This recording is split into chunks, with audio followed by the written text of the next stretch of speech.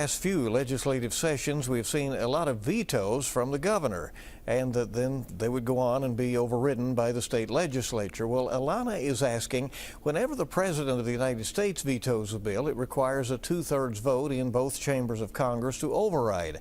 However, in Kentucky, that overriding standard is not the same, as we just need a simple majority in both chambers to override a veto by the governor.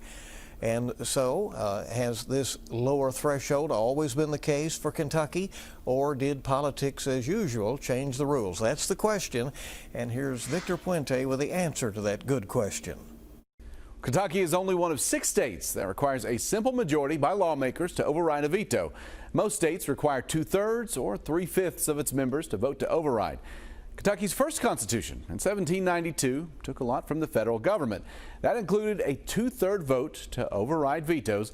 For the second constitution that was adopted in 1799, it lowered the requirement to a majority of all the members elected to that house.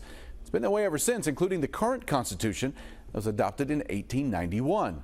Now, for the Kentucky House of Representatives, that means 51 of 100 members, and for the Kentucky State Senate, 20 of the 38 have to vote to override.